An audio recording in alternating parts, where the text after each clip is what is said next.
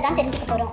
முகநக நட்பது நட்பன்று, நெஞ்சத்து அகநக நட்பது நட்பு. அப்படின்னா முகம் மலர மாதிரி சிரிச்சு பேசுறது மட்டும் நட்பு கிடையாது, மனசால உணர வைக்கிறது தான் உண்மையான நட்பு. இந்த குரலுக்கு எடுத்துக்காட்டு இந்த நட்பு.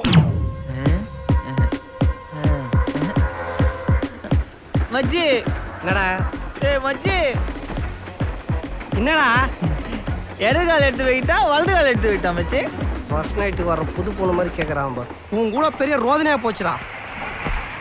சொல்றா ஒரே குழப்பமா இருக்கு மச்சி. டேய் உயிரை வாங்காம வந்து படுறா. இதுக்கு தான் குடிச்ச உடனே ஃப்ரெண்ட்ஷிப்பை கட் பண்ணுன்றது.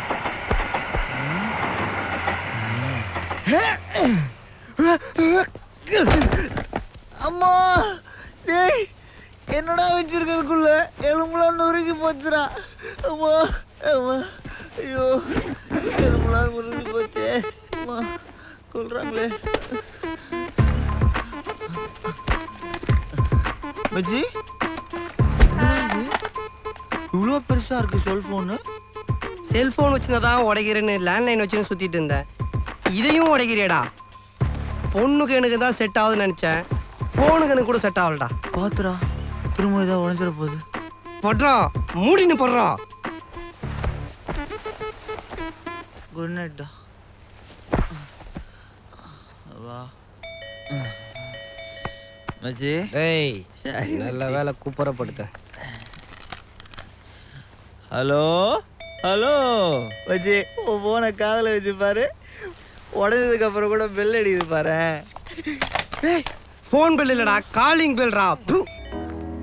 ஏய் என்ன லோக்கல் விட்டு போறேன்டி, போ அப்படியே திரும்பி பார்க்காமலே போ. உண்மையிலே இப்போ நான் எவ்வளோ பெரிய லோக்கல் நான் உனக்கு காட்டுறேன்டி. நீ கொடுத்த கிரீட்டிங் கார்டை மாவுளை உன் கல்யாணத்தன்னைக்கு சும்மா தெரு தெருவா போஸ்டர் அடிச்சு ஓட்டுறேன்டி, போஸ்டர் அடிச்சு ஓட்டுறேன். மாவுளை அப்படி ஓட்டல என் பேரு சிவா இல்லடி, சிவா இல்ல. அவ போய் 6 மாசம் ஆகுது.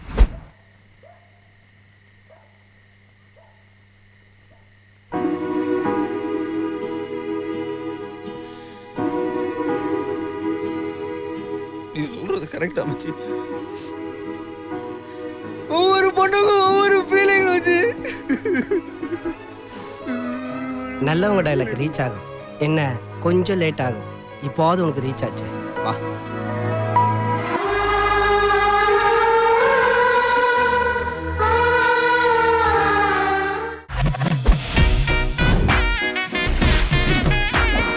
கேளடி கண்மணி.